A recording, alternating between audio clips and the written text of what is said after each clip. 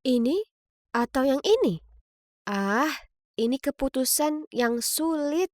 Sekarang adalah tahun terakhirku, jadi aku ingin prom terakhir ini yang paling berkesan.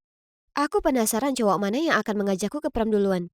Adam itu cakep, tapi dia tarik ulur denganku. Lalu ada Devin, perenang paling seksi di sekolah. Oh, dan aku juga dengar gosip kalau Ethan, atlet terpopuler di sekolah, sedang berencana mengajakku ke prom saat pertandingan baseball nanti. Ponselku yang bergetar membuyarkan lamunanku. Itu pesan dari temanku Donna yang mengatakan, "Bibi, apa kau sudah lihat berita? Lockdown dimulai besok." Ya Tuhanku, ini tak mungkin benar ya kan? Bagaimana dengan promnya? Kemudian ku terima pesan lain dari komite prom. Dikarenakan perubahan aturan terbaru, sayangnya pesta prom dibatalkan. Tidak, sulit dipercaya. Promku. Ah, itu pesan lain. Ya ampun, aku mulai muak dengan itu. Kuharap itu Donna yang memberitahuku kalau ini semua hanya lelucon dan prom tak jadi dibatalkan. Tapi tidak. Aku meliriknya dan kulihat sebuah pesan dari Jacob, teman sekelasku yang tak pernah bicara denganku. Itu aneh. Penasaran, kubuka pesannya.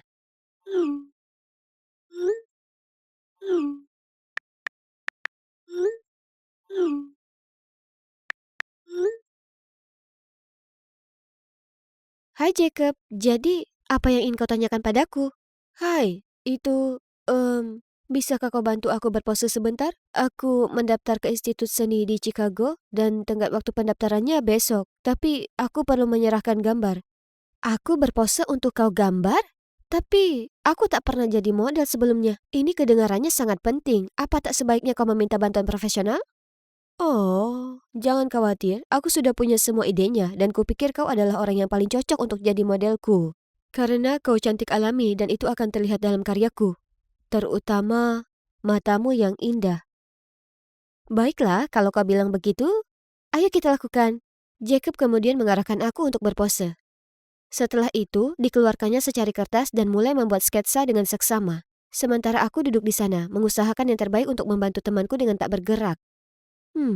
Sekarang aku punya waktu untuk benar-benar menatapnya. Kurasa Jacob sangat tampan, terutama saat dia sangat fokus menggambar seperti ini. Kenapa butuh waktu 3 tahun di SMA untuk kusadari ini? Aneh. Bagaimana bisa cowok setampan ini bisa dikatakan tak terlihat di kelasku? Mungkin itu karena dia cenderung agak pemalu? Selesai. Bagaimana menurutmu? Wow, kau sangat berbakat. Aku suka itu. Suka sekali. Sungguh? Kapan kita bisa bertemu lagi? Aku ingin memberimu gambar ini. Oh, kukira kau akan mengirimkannya bersama dengan pendaftaran kuliahmu? Tunggu sebentar. Begitu saja dia lalu menghilang dari layar bahkan tanpa menjawab pertanyaanku. Setelah beberapa saat, Jacob kembali dengan bingkai foto di tangannya. Kemudian dia memasang potret yang baru saja digambarnya ke dalam bingkai tersebut dan menggantungnya di kamarnya. Sementara itu, aku akan menggantungnya di sini, jadi akan aman.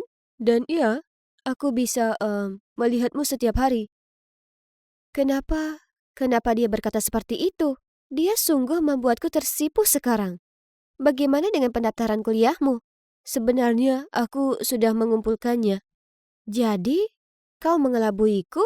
Aku minta maaf, bukan seperti itu. Sebenarnya aku ingin bertanya sesuatu padamu, tapi karena aku sangat gugup, akhirnya aku malah keceplosan kalau aku ingin kau berpose untukku. Jadi apa sebenarnya yang ingin kau tanyakan padaku? Kalau kau tak bicara akan kututup. Tunggu, aku tahu memang sudah dibatalkan, tapi aku tak mau menghabiskan sisa hidupku tak tahu jawabanmu. Jadi, jika aku memintamu untuk pergi ke pesta prom denganku, akankah kau akan berkata ya? Aku tak tahu. Akan kupertimbangkan hanya jika aku menerima ajakan secara resmi. Aku terkekeh sendiri saat ini. Cowok paling pemalu di kelas kami bersikap sangat tulus. Tapi kemudian dia mengambil napas dalam-dalam dan berkata dengan berani, "Bibi, maukah kau datang ke pesta prom denganku?" Oh, harus kuakui aku sangat tersentuh dengan ajakan Jacob. Jadi ku jawab, "Ya, sayang makan malam siap. Oh, ibuku memanggil. Aku harus pergi." "Ya, ya, kau makanlah. Terima kasih. Aku sudah menerima jawaban yang kubutuhkan kok." Aku memberinya senyuman termanis lalu mengakhiri video call. Rasanya lunglai, jantungku berdebar-debar. Setelah saat itu, Aku tak bisa berhenti membayangkan betapa indahnya andai kami tak terjebak di lockdown bodoh ini. Jacob pasti sudah menemaniku ke prom dan ya ampun, bayangkan betapa sempurnanya kami terlihat bersama. Sayang sekali. Sekarang yang bisa kulakukan hanyalah memikirkan dia sepanjang hari. Beberapa hari berlalu, hanya saja Jacob belum menghubungiku. Tak sekalipun. Ini membuatku gelisah. Aku terus-terusan memeriksa ponselku. Kemudian ada kalanya saat aku hampir saja mengiriminya pesan duluan. Tapi alasannya apa? Aku tak punya sesuatu untuk disampaikan. Aha, aku tahu. Phoebe, apa yang terjadi? Jacob, aku mengacau. Tenanglah dan ceritakan padaku apa yang terjadi. Aku hampir membakar rumah. Hah? Apa? Apa yang kau lakukan? Aku lupa mematikan kompor saat menggoreng telur. Kau lihat? Apa ini terlihat seperti barang bukti TKP? Apa yang telah kau lakukan pada wajan yang malang itu? Itu berhasil, karena setelah itu kami ngobrol lewat video hampir setiap hari. Dan membicarakan bermacam hal, dari mulai mimpi kami di masa depan sampai puding kesukaan kami. Di hari yang jarang terjadi saat kami tak ngobrol, kudapati diriku merasa resah. Apa mungkin kalau aku jatuh cinta?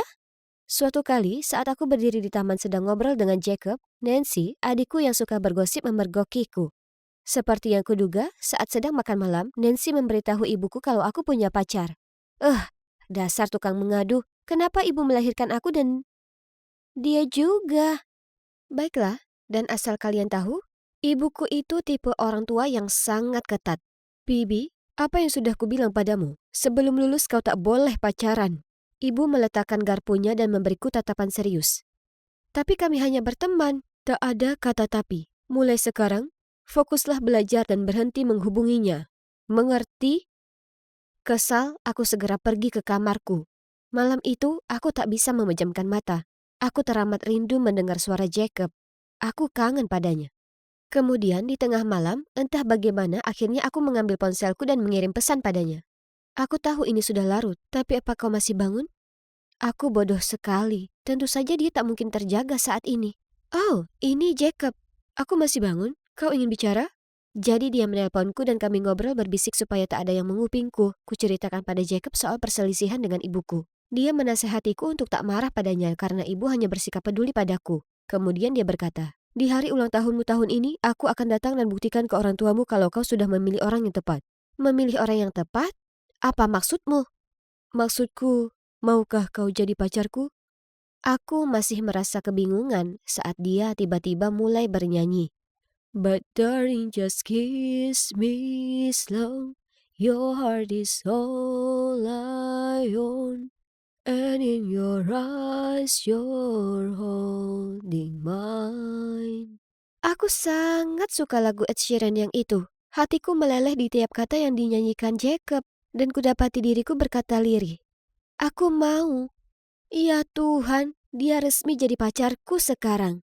Ini sangat menyenangkan. Aku hanya berharap bisa kembali ke sekolah untuk memamerkannya. Secara sembunyi-sembunyi kami ngobrol tiap hari dan dia merupakan sinar cahaya di hari-hariku yang membosankan selama lockdown. Tapi kemudian suatu hari dia tak membalas pesan. Aku tak banyak memikirkan itu awalnya. Kalian tahu, mungkin dia sedang sibuk menggambar atau apa. Tapi kemudian hari hampir usai dan aku masih belum menerima balasan darinya. Aku mulai panik. Apa dia sakit? Hingga pada saat tengah malam, dia akhirnya mengirimiku pesan. Aku minta maaf, aku merasa agak sedih hari ini, jadi aku tak bisa bicara denganmu. Oh tidak, kenapa dia begitu sedih? Mendengar ini aku tak bisa bersabar lagi, jadi aku langsung menelponnya, terus dan terus. Tapi respon yang ada hanyalah bunyi bip panjang, lalu diikuti pesan singkat setelahnya. Aku tak ingin kau melihatku dalam kondisi ini. Aku minta maaf. Ada masalah apa? Dia selalu jadi cowok yang optimis. Sesuatu yang mengerikan pasti telah terjadi sampai membuatnya seperti itu. Merasa gelisah, aku terus menelponnya. Hingga akhirnya dia menyerah dan menjawab. Lalu dia ceritakan apa masalahnya. Lockdown adalah titik akhir orang tuanya yang berkonflik. Dan sekarang mereka proses cerai. Aku merasa kasihan padanya.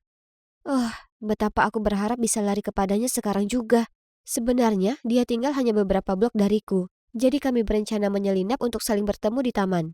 Dan jauh tentu saja. Rencananya aku akan buka pintu diam-diam untuk lari keluar, sementara ibu di dapur. Bibi, apa yang kau lakukan? Aku, aku. Ayo masuk dan tata mejanya. Makanannya segera dingin. Ah, rencanaku gagal total. Aku minta maaf, aku tak bisa keluar, ibu memergokiku. Beberapa menit kemudian, balasan dari Jacob muncul.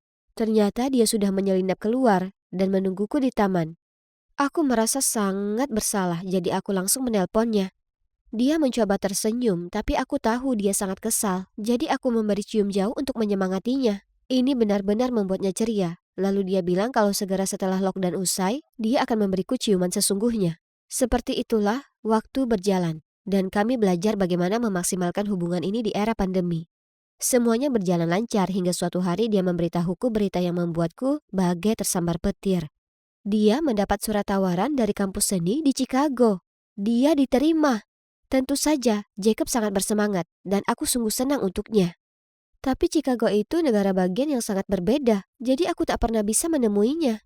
Jacob bilang masih mempertimbangkan apa dia sebaiknya pergi atau tidak karena dia tak ingin meninggalkanku. Aku pun tidak, tapi bagaimana bisa aku melarangnya pergi? Jacob, kejarlah mimpimu. Jangan menyerah karena cewek yang tangannya belum pernah kau genggam. Jika aku pergi, lalu bagaimana dengan kita? Biarkan saja, apapun yang akan terjadi, terjadilah. Setelah hari itu, tak ada lagi pesan atau telepon dari Jacob. Mungkin dia sibuk mengatur segala sesuatunya untuk kuliah. Aku sangat merindukannya, tapi aku harus biarkan dia jalani hidupnya. Kemudian, di hari yang sama Jacob pergi, kuterima sebuah paket. Aku membawanya ke kamar dan membukanya. Di dalamnya ada lukisan yang mana dia minta aku jadi modelnya. Sungguh indah lukisan itu. Sekarang bagaimana bisa aku melupakanmu kalau aku harus memandang ini setiap hari, Jacob? Kota akhirnya terbebas dari lockdown dan semuanya kurang lebih kembali ke kondisi cukup normal. Hanya saja, aku tak bisa berhenti pikirkan Jacob dan betapa semuanya akan berbeda jika dia masih di sini. Kami belum bicara sejak saat kami putus. Kurasa lebih mudah seperti ini meski tak menghentikan sakitnya. Dan yang membuatnya lebih parah, hari ini adalah hari ulang tahunku. Dan yang bisa kupikirkan hanya dia.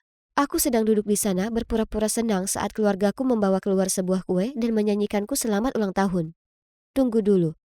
Siapa itu? Berdiri di belakang orang tuaku? Oh ya ampun, tak mungkin itu. Itu Jacob. Oh, iya, kutemukan orang ini seliweran di luar. Dia sepertinya ingin sekali bertemu denganmu. Dan, ya, karena ini hari ulang tahunmu, jadi kukira akan kubiarkan aturan tak boleh ada cowok khusus hari ini. Ibu tersenyum. Aku tak bisa menahannya. Aku beranjak dari kursi dan melompat ke pelukan Jacob. Aku bertanya padanya kenapa dia di sini dan tersenyum lebar dia menjawab. Aku punya janji yang harus kutepati. Kemudian aku mengenalkannya ke semua orang dan seperti cowok yang sempurna, dia sangat dewasa dan ramah terhadap keluargaku dan mereka menyukainya. Tapi segera hari berakhir dan dia hendak pergi. Jadi dengan enggan aku mengantarnya keluar dan mengucapkan selamat tinggal. Jacob kemudian menggenggam tanganku dan berkata, "Dengar, Bibi, saat aku pergi aku sadar betapa aku sangat menyukaimu. Dan jika kau punya perasaan yang sama, bisakah kita coba jalani hubungan jarak jauh?" Tanpa memberiku waktu untuk menjawab, dia melanjutkan. Aku akan berusaha sebisa mungkin sering berkomunikasi dan kembali ke sini. Aku tak akan biarkan kau merasa kesepian. Aku janji. Kata-katanya sangat menyentuh, tapi... Jacob, aku minta maaf. Kurasa kita tak bisa pacaran jarak jauh. Kenapa tidak? Karena aku telah mendaftar di Columbus College di Chicago. Dan aku diterima. Kita akan jadi tetangga.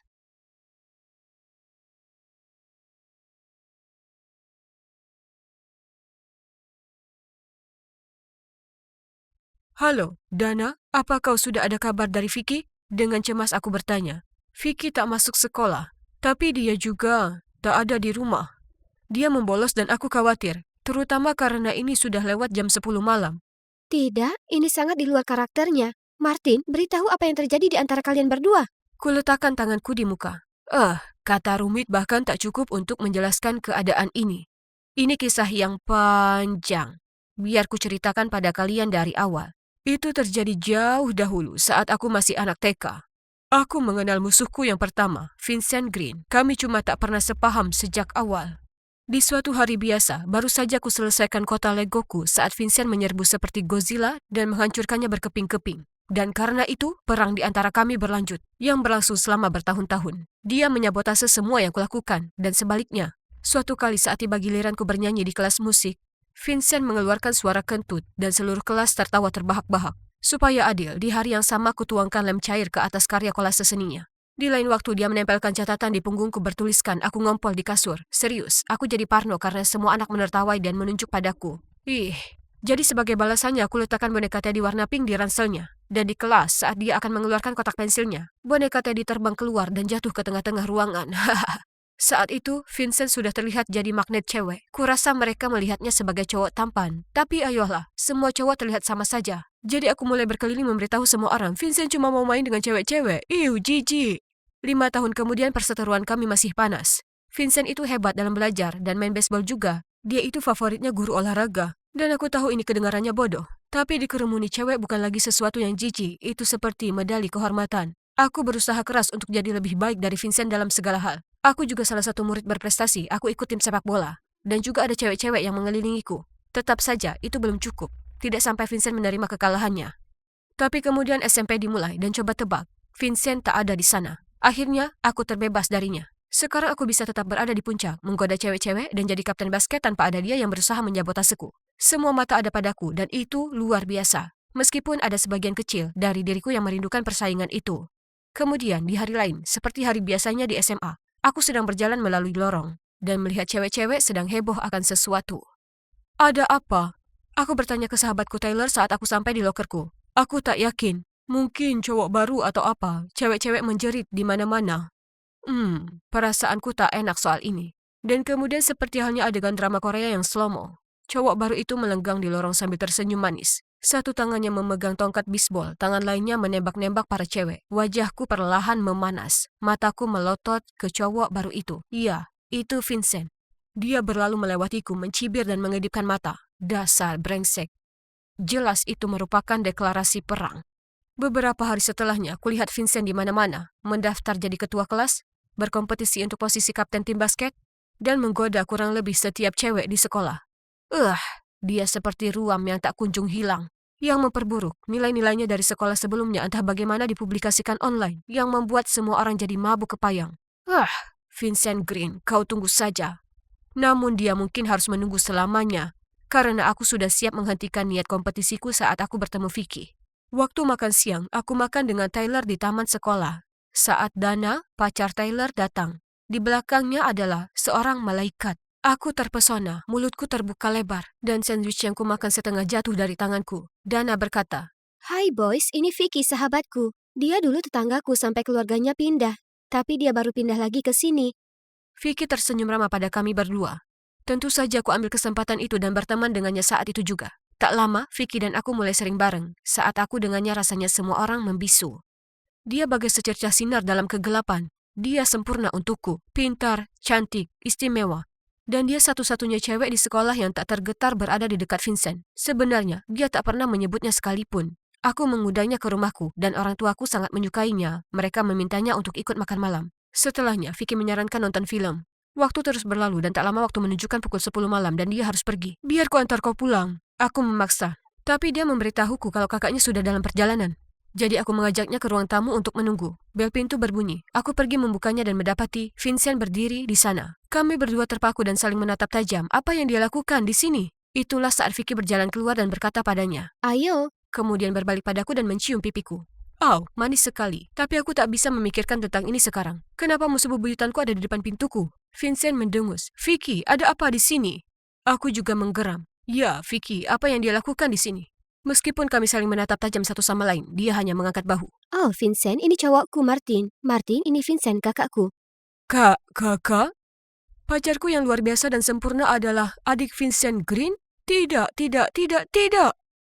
Kau memacari pecundang ini? Vincent menunjuk dengan jari yang gemetaran ke arahku. Kau sungguh adik dari si brengsek ini? Aku semakin gemetaran, sementara Vicky sepertinya tak terganggu sambil berjalan menuju ke mobil. Vincent langsung menggeram padaku. Jauhi adikku.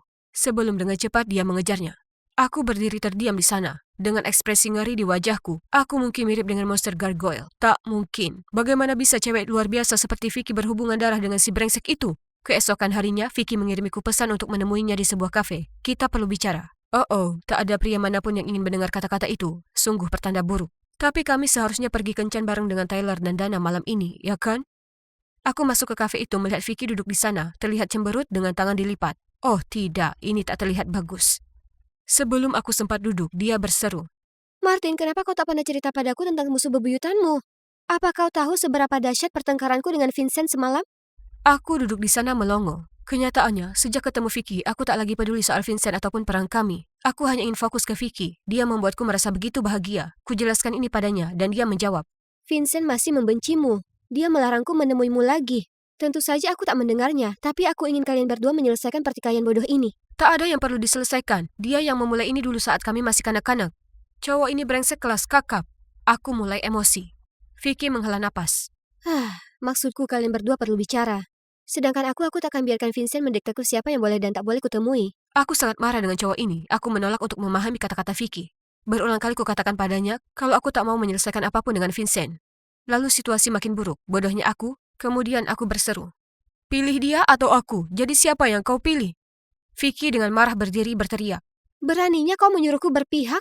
Aku cinta padamu, tapi itu kakakku. Kemudian dia bergegas pergi. Apa dia baru saja mengatakan dia mencintaiku? Ya ampun, apa yang baru saja kuperbuat? Yang mengejutkan, kencan bareng itu tetap berlangsung. Kami berempat berada di restoran Itali, tapi Vicky tak berkata sepatah kata pun. Ini canggung sekali. Saat Vicky ke toilet, Dana memberiku saran. Kau harus dengarkan Vicky, pergi dan berdamailah dengan Vincent. Lalu yang membuatku kesal, Tyler juga setuju dengan Dana. Aku mengacukannya dan minta Dana untuk mengantar Vicky pulang. Kemudian kami terlibat pertengkaran hebat di telepon. Aku tak paham kenapa dia terus menyuruhku berdamai dengan idiot itu. Hanya karena dia tak ingin berada di antara dua lawan, dengan marah aku berkata, aku benci kakakmu. Jadi tak mungkin aku akan berdamai. Kalau kau mencintaiku, kau akan berada di pihakku. Vicky berteriak. Kalian berdua sangat kekanak-kanakan, dan tak satu pun dari kalian peduli akan perasaanku. Lalu dia menutup telepon. Jadi, begitulah ceritanya. Sekarang, ini memberi kalian gambaran terbaru, dan aku sama sekali tak punya petunjuk di mana pacarku sekarang. Aku harus menemukannya, dan jika itu berarti mengesampingkan perselisihanku dengan Vincent, maka biarlah. Jadi, aku menelpon semua orang untuk ke taman termasuk dia. Apa yang kalian berdua lakukan ke Vicky jelas salah. Tyler angkat bicara. Terjebak di tengah-tengah kakak dan pacarnya itu menyebalkan. Tak satu pun dari kalian berhenti sejenak untuk mempertimbangkan perasaannya. Dana melanjutkan. Vicky sangat menyayangi kalian berdua, jangan membuatnya memilih. Kalian berdua harus bicara. Kemudian mereka berdua berdiri dan meninggalkan kami di sana. Aku dan Vincent dalam keheningan yang janggal untuk beberapa saat. Akhirnya, dia berdehem. Aku harus mengakui, aku selama ini iri padamu. Semua cewek mengidolakanmu, kau pandai dan hebat dalam olahraga. Vicky yang jatuh hati padamu bukti kalau kau akhirnya mengalahkanku. Itulah kenapa aku sangat marah. Aku memandangnya dengan mata terbelalak. Itu persis apa yang kupikir tentang Vincent. Aku selalu merasa seperti nomor 2 darinya, selalu. Aku memberitahunya ini, lalu kami berdua menggaruk-garuk kepala dan tertawa. Kemudian aku berkata, ya ampun, betapa kita ini sepasang pecundang yang tak percaya diri. Vincent menjawab, ya, kita ini cukup bodoh untuk sepasang cowok pintar. Gencatan senjata? Dia julurkan tangannya dan aku menjabatnya. Kami menyadari bahwa tak ada perhatian yang bisa sebanding dengan cinta yang kami dapat dari gadis kami, Vicky. Tiba-tiba, sesuatu muncul di kepalaku. Aku tahu di mana Vicky, kataku. Ayo kita pergi, Paman Vini. Aku dan Vincent memanggil Terrell dan Dana. Lalu kami pergi ke 24 Hours Cafe, di mana Vicky biasa mengajakku. Di sana aku menemukannya, tertidur di sofa di lantai 2. Dengan lembut aku menggoyangkannya dan berkata, bangun putri tidur, kau membuat kami semua ketakutan. Saat dia melihat kalau Vincent juga di sana, dan kami saling tak bertengkar, Vicky tersenyum lebar. Setelahnya kami semua duduk dan ngobrol sambil minum coklat panas dan cookies. Akhirnya perang abadi antara dua pesaing telah berakhir. Aku tak lagi punya musuh, sebaliknya aku punya teman dekat. Terkadang lucu sekali bagaimana sesuatu hal bisa berubah. Sekarang aku jadi bagian dari grup 5 orang yang luar biasa, terutama pacarku. Apalagi yang bisa kuminta? Hidup ini indah.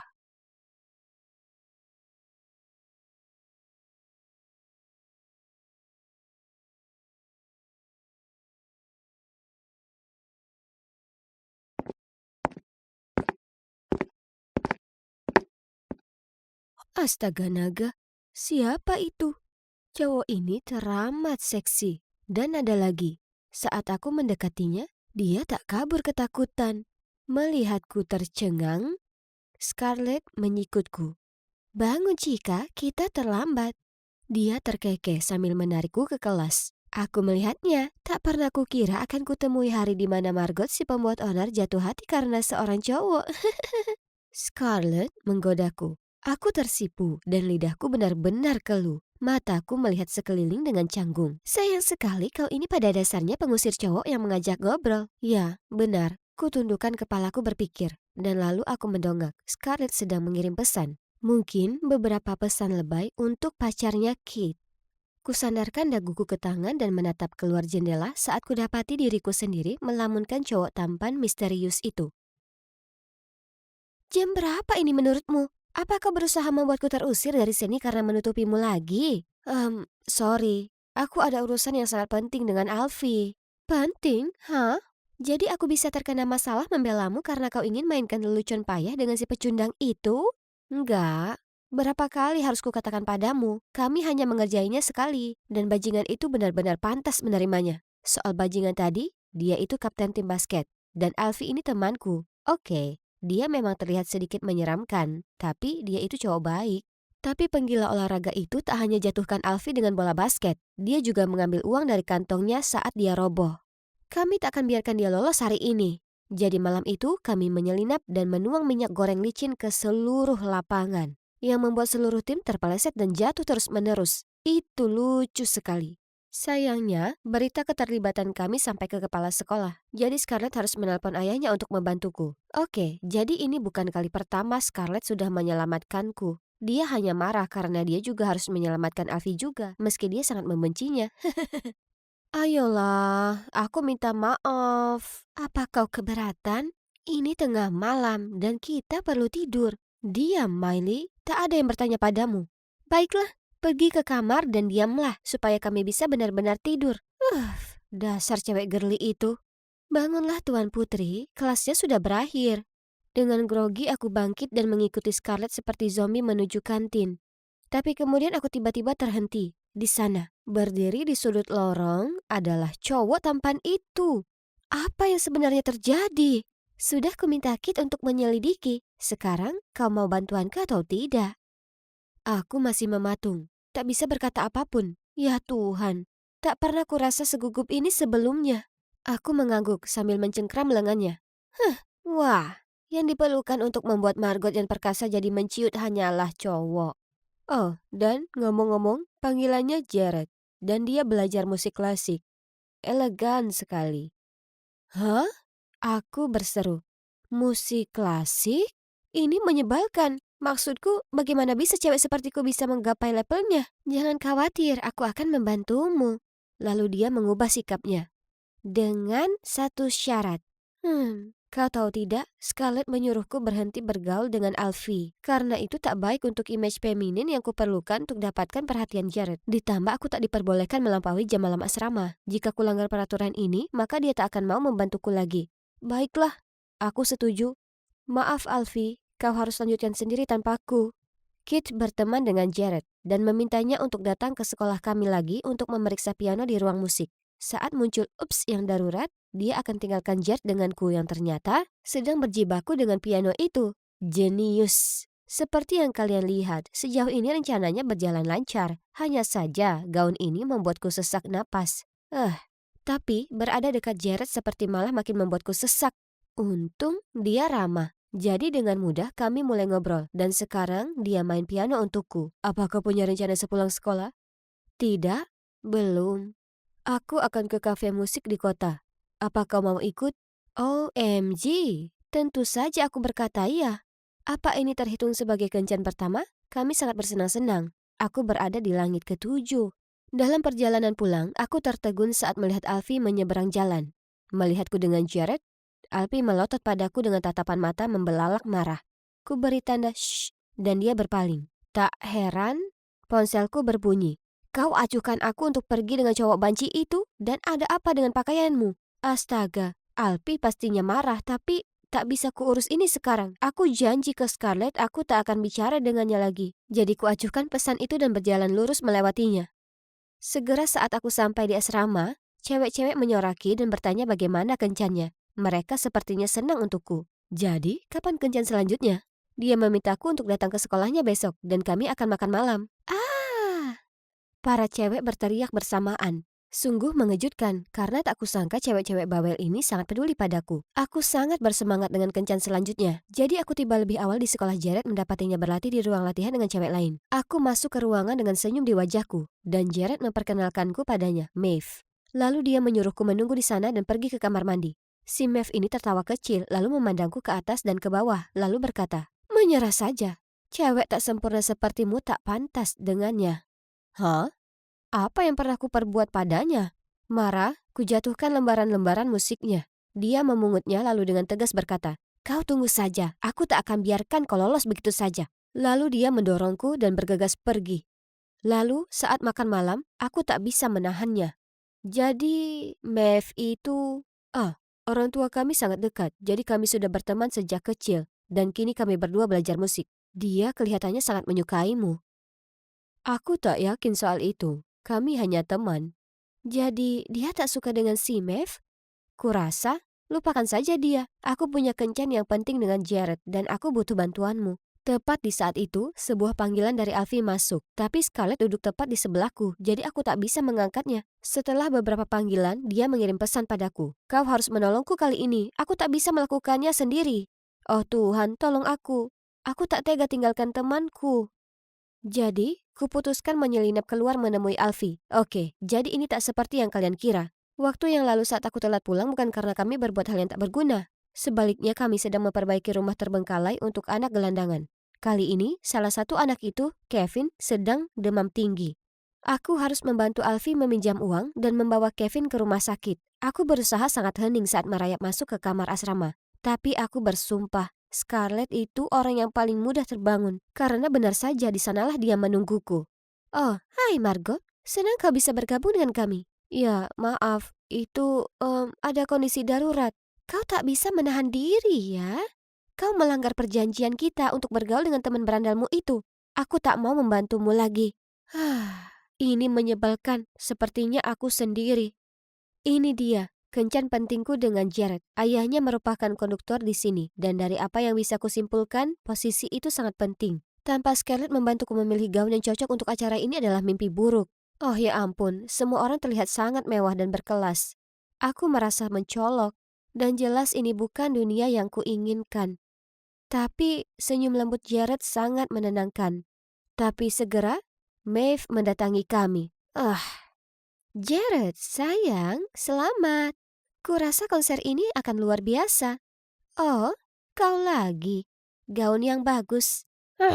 Dia mencoba menjatuhkanku, tapi tetap tenang. Sekarang ambil nafas, ambil nafas. Lalu mereka berdua membahas tentang Mozart, Beethoven.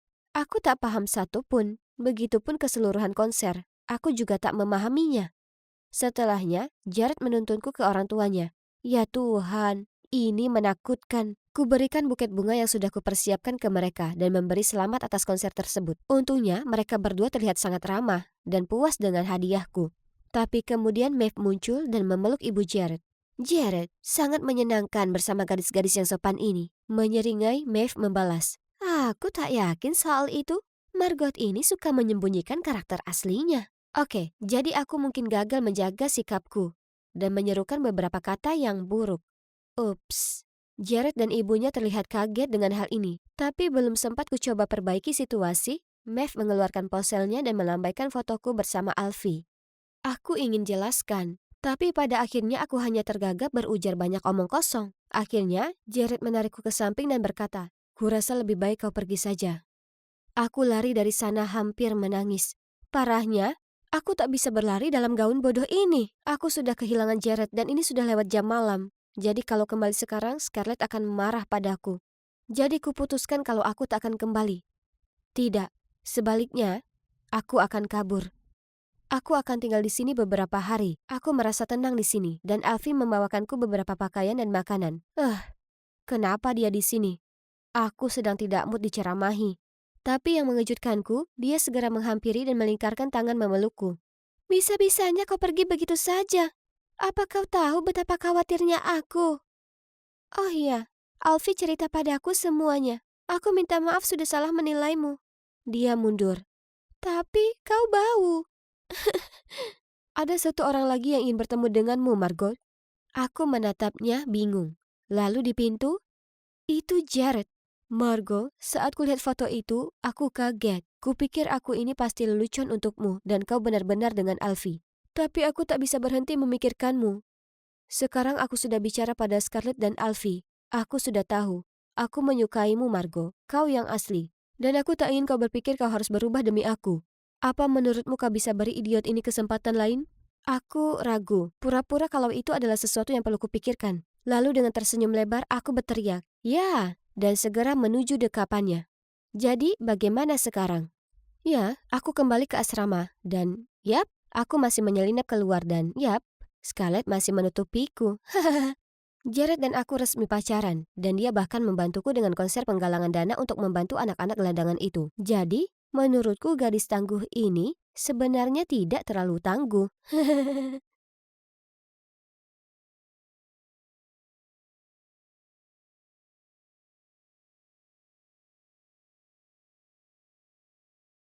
Halo, ini aku, Jenny, pelayan yang menyamar. Jika kalian bertanya-tanya kenapa gadis kaya sepertiku memilih menjadi pembantu, maka sepertinya kalian belum menonton episode dramatis 1 tentang masa-masa penuh gejolakku di rumah ini. Kalian benar-benar harus menontonnya. Aku memiliki impian untuk mendapatkan peran akting. Jadi apa yang lebih baik untuk memahami pola pikir seorang pembantu selain menjalani kehidupan sebagai seorang pembantu? Jadi itu sebabnya aku di sini. Bekerja di rumah Direktur Lukas. Sayangnya semuanya tidak berjalan mulus karena putrinya yang pendendam, Lily, mengetahui rahasiaku. Dan sekarang dia berniat membuat hidupku sengsara. Jessie, Nona Hemingway meminta tehnya. Soalnya, aku sudah punya ribuan hal yang harus diurus sejak malam ini sutradara mengadakan pesta untuk kru film. Dan tetap saja Lily tidak mau memberiku waktu istirahat untuk melakukan semua perintahnya yang menjengkelkan itu. Begitu aku meletakkan nampan teh di depan Lily, dia menatapku dengan pandangan tidak setuju. Lalu mengambil serbet dari nampan dan menyeka lipstik dari bibirku. Pembantu tidak usah pakai make up, kan Jessie? Atau harus aku katakan, Jenny? Apa kamu mencoba merayu Jackku? Menjauhlah dari dia, kalau tidak aku akan membuatmu membayarnya. Aku mencondongkan tubuh ke dekat telinga Lily. Aku benci membocorkannya padamu, tapi Jacklah yang sepertinya tidak bisa menjauh dariku. Rupanya kamu tidak semenarik pembantu, ya? Dengan marah Lily menjatuhkan cangkir tehnya, menyebabkan beberapa tetes air panas terciprat ke tanganku. Tepat pada saat itu, Jack lewat dan bergegas menghampiriku. Kamu baik-baik saja? Biarkan aku melihatnya. Aku baik-baik saja. Tolong pergi. Aku tidak mau majikanku salah paham. Jack membantuku berdiri, lalu berbalik dan menatap Lily dengan tatapan tajam. Aku tidak melakukan apa-apa. Dia cuma berpura-pura. Tanpa membiarkannya selesai, dia membawaku ke kamarnya. Wah, Lily benar-benar terlihat marah karena hal ini. Sejujurnya aku tidak terlalu suka, tapi Jack tetap merawatku dengan lembut. Dia bahkan meniup lembut tanganku untuk membantu menghilangkan rasa sakitnya. Tidak dapat dipungkiri bahwa aku sedikit terharu dengan tindakannya. Sejujurnya dia tampan, tidak berlebihan jika orang memanggilnya Adonis dunia hiburan. Tiba-tiba, aku menyadari dia menatap mataku. Oh tidak, apakah dia menyadari aku sedang menatapnya? Kenapa kamu menatapku seperti itu? Kamu bahkan tidak berkedip. Lalu dia mencondongkan tubuh ke arah wajahku. Apakah dia akan menciumku lagi? Aku segera menutup mulutku dengan tanganku, dan dia hanya menggelengkan kepalanya dan tertawa. Menurutmu apa yang akan aku lakukan? Aku melompat dan berlari keluar dari sana. Wah, jantungku belum pernah berdebar secepat ini. Aku menenangkan diri lalu turun untuk terus bekerja. Tapi baiklah, lihat siapa yang ada di sini lagi. Tentunya Lily mulai memerintahku lagi begitu dia melihat wajahku. Malam tiba. Para tamu mulai berdatangan dan pesta akhirnya bisa dimulai. Dan saat menyajikan minuman kepada semua orang, aku tetap membuka telinga untuk menangkap segala macam gosip tentang drama tersebut. Sementara itu, Lily terpaku di sisi Jack. Dia jelas ingin semua orang mengira mereka pacaran. Dia melambai padaku, tapi saat aku mendekatinya, aku melihat dia menjulurkan kakinya untuk membuatku tersandung. Oke, baiklah. Jika dia ingin aku jatuh, maka aku akan jatuh. Jadi, Aku sengaja jatuh dan menumpahkan anggur merah ke seluruh gaun pesanan kesayangannya. Dia tampak seperti akan meledak dari dalam, tapi aku hanya meminta maaf sebesar-besarnya sambil membantunya berdiri. Lily marah besar, lalu naik ke atas untuk berganti pakaian. Dengan menyingkirnya dia, Jack bertanya padaku apakah tanganku baik-baik saja. Apakah dia benar-benar mengkhawatirkanku? Dia dengan lembut memegang tanganku untuk memeriksanya, lalu bahkan membersihkan pakaianku. Aku tersenyum malu-malu dan hendak mengucapkan terima kasih, tapi dia sudah berbalik untuk menyambut Siren, aktris cantik yang sedang naik daun ini. Sulit dipercaya. Saat aku melihatnya menuntunnya ke lantai dansa, aku merasa sangat bodoh karena percaya bahwa pria seperti dia mampu memiliki perasaan yang tulus. Aku dengan marah pergi ketika pengurus rumah tangga mendesakku untuk mengambilkan lebih banyak kursi untuk para tamu.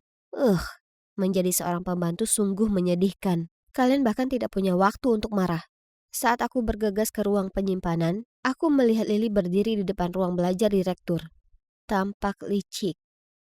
Apa yang dia lakukan? Aku berdehem, yang membuatnya terkejut dan menyebabkan dia menjatuhkan ponselnya. Ya ampun, ketika dia berbalik dan melihatku, dia benar-benar terlihat marah. Dia memerintahkanku untuk membawakan bajunya, tapi ku bilang aku harus menyelesaikan tugas pengurus rumah tangga terlebih dahulu. Cepat, temui aku di tepi kolam renang. Lalu dia pergi. Penasaran, aku mengintip melalui celah ke dalam kantor Lukas dan melihat Bu Sharma di sana bersamanya. Apakah Lily menguping mereka? Setelah itu, aku harus membawa rangkaian gaun Lily berkeliling pesta. Memang gadis yang mencolok. Tapi rencananya untuk menghukumku tidak berhasil, karena semua orang tampaknya lebih memperhatikanku daripada dia. Aku bahkan mendengar beberapa dari mereka berbisik bahwa aku cantik, yang membuat Lily mengerutkan wajahnya karena kesal. Lalu saat kami berada di tepi kolam, dia menyuruhku merapikan rambutnya. Tapi kemudian dia tiba-tiba mengayunkan tangannya yang membuatku kehilangan keseimbangan. Karena panik, aku meraih ikat pinggang Lily dan kami berdua memasang ekspresi ngeri saat kami terjatuh ke dalam kolam dengan kepala lebih dulu. Lily sengaja mendorongku agar semua orang tertawa. Jadi, baiklah, mata ganti mata. Melihat Lily seperti alat bantu apung dalam gaun OTT itu, aku berpura-pura tidak bisa berenang dan memeluknya lalu mendorong kepalanya ke bawah beberapa kali. Tiba-tiba, seseorang melompat ke dalam kolam dan menarikku. Itu adalah Jack. Untuk orang yang tidak bisa berenang, kamu pasti tidak terlihat begitu ketakutan ya. Lain kali cobalah akting lebih realistis. Ya ampun, Jack melihat menembus diriku. Dengan malu-malu aku membuat alasan untuk pergi berganti pakaian dan pergi. Syukurlah pesta kacau itu telah usai. Benar-benar melelahkan. Tetap saja, aku tidak bisa berhenti memikirkan Jack dan bagaimana dia selalu muncul di saat yang tepat. Kurasa tindakannya benar-benar membuatku tersentuh, namun ada kemungkinan dia hanya memanfaatkanku untuk mengganggu Lily. Kan? Dia pasti tidak akan melepaskanku kali ini. Bicara tentang Lily, aku melarangmu berbicara dengan Jack lagi. Kamu mungkin lupa peringatanku. Ayahku ada di rumah sekarang. Haruskah aku bicara dengannya? Lakukan sesukamu, tapi aku yakin Percy akan tertarik melihat foto-fotomu yang jelek. Dan apa kamu ingat bagaimana suatu saat kamu berpura-pura sakit agar tidak berpartisipasi dalam program amal? Kamu berani diam-diam mengambil fotoku? Kamulah yang memeriksa barang-barangku terlebih dahulu. Aku tidak tertarik pada Jack. Tapi aku tidak akan pernah duduk diam dan membiarkanmu mengendalikanku lagi. Oke, baiklah. Selama kamu tidak berada di dekatnya, aku akan meninggalkanmu sendirian. Ayahku menyuruhmu membawakannya teh ke ruang kerjanya, jadi cepatlah. Lukas mau minum teh sambil kerja? Oke. Aku membawa nampan teh ke atas dan segera bersembunyi di sebuah ruangan dekat kantornya. Setelah beberapa saat, aku melihat Lily mendekat dan mendekatkan telinganya ke pintu sambil bergumam. Kenapa ayah belum membentaknya? Apakah dia menggodanya lagi? Rubah ini. Lalu dia segera membuka pintu sambil berpikir dia akan menangkap basahku. Soalnya, aku tahu Lukas hanya minum kopi saat bekerja. Dan dia juga benci diganggu. Pada titik ini, aku perlahan memasuki ruangan dan melihatnya meneriaki putri kesayangannya. Aku sudah mengatakan bahwa tidak ada yang boleh memasuki ruangan ini tanpa izinku. Aku pura-pura tidak mengerti apa yang sedang terjadi saat itu, dan buru-buru meletakkan nampan teh di atas meja. Tuan, Nyonya menyuruh aku membawakan teh untuk kalian. Kalian berdua, keluar sekarang! Lily memelototiku dengan marah dan berjalan keluar. Itu benar baginya karena mencoba membuatku mendapat masalah. Sungguh gila betapa cepatnya waktu berlalu. Hari terakhir casting sudah tinggal besok. Aku begadang untuk berlatih lagi. Ketika tiba-tiba Lily masuk dan merobek naskahku. Aku melarangmu mengikuti audisi untuk peran ini. Bagaimanapun itu akan menjadi milikku. Jadi menyerah saja dan selamatkan dirimu dari penghinaan. Uff, apa yang harus dilakukan dengan gadis tukang delusi ini? Keesokan paginya, aku bangun pagi-pagi untuk bersiap-siap. Ketika aku hendak membuka pintu, pintu itu tidak mau bergerak. Oh tidak, itu dikunci dari luar. Lily pasti berada di balik ini. Aku membuka jendela dan mengintip ke bawah. Tidak terlalu tinggi, jadi aku mengikat bajuku menjadi tali untuk turun. Namun di tengah perjalanan, sebuah baju tiba-tiba robek dan aku terjatuh. Kepelukan seseorang. Aku bergegas berdiri dan berbalik untuk melihat. Jack? Dia menggosok lengannya sambil mengerutkan kening ke arahku. Kamu suka jatuh ke pelukanku, kan? Aku sedang terburu-buru, aku tidak punya waktu untuk berdebat denganmu. Aku mengambil tasku dan hendak pergi ketika sebuah ide muncul di benakku. Bisakah kamu segera mengantarku ke studio? Jack sedikit terkejut pada awalnya, tapi akhirnya dia setuju. Aku bertransformasi saat berada di dalam mobil. Aku melepas wig dan lensa kontak berwarna coklat, merias wajah. Dan voila! Jenny yang cantik telah kembali. Jack tidak bisa menahan diri untuk tidak menatapku karena terkejut. Kamu? Apa yang terjadi? Tapi tidak ada waktu untuk menjelaskan. Kami sudah sampai di studio. Aku melompat keluar dari mobil dan bergegas masuk untuk mengikuti audisi. Sutradara memanggil namaku tepat pada saat aku memasuki lokasi syuting. Aku segera mendapatkan kembali ketenanganku. Dan melangkah ke panggung di mana Bu Sharma sudah menunggu. Aku berkata pada diriku sendiri aku tidak akan membiarkan dia membuatku bingung kali ini. Benar saja, dia mencoba mengusirku dengan mengubah situasi dan dialog. Tapi aku mengambil inspirasi dari masa-masa sulitku menjadi pembantu Lily dan menunjukkan sepenuh hati. Ketika aku selesai, seluruh set film mulai bertepuk tangan. Beberapa di antaranya bahkan berlinang air mata, yang membuatku meledak dalam kebahagiaan. Setelah berdiskusi beberapa saat, sutradara berdiri dan hendak mengumumkan hasilnya. Ketika Lily tiba-tiba muncul. Dia menyalakan proyektor dan meminta semua orang untuk menonton video penting. Apakah dia mencoba mengungkapku sekarang? Tapi, itu adalah video Bu Sharma yang berbicara dengan sutradara. Jenny Sinclair adalah putriku. Aku hanya ingin yang terbaik untuknya. Mohon terima permintaanku. Ya ampun. Jadi, rumor ibuku menjadi aktris terkenal itu benar adanya. Bu Sharma lah yang lebih memilih karirnya daripada aku. Aku berlutut dan menatap Bu Sharma, yang matanya penuh rasa bersalah. Semua orang mengeluarkan ponsel mereka untuk mengambil gambar dan video. Telingaku berdenging mendengar ribuan pertanyaan berdengung. Tiba-tiba, lampu padam. Dalam kegelapan, sebuah tangan menarikku keluar dari kerumunan. Itu Jack. Dia memakaikan jaketnya padaku dan kemudian diam-diam membawaku ke mobil. Jack berkendara selama 1 jam ke pantai yang sepi. Kami berdua duduk di pasir dan menatap laut. Tiba-tiba, Jack berbalik menghadapku dan meraih tanganku. Jika kamu memutuskan untuk menjadi seorang aktris, menghadapi reaksi publik atas sebuah rumor, entah itu benar atau tidak bisa dihindari.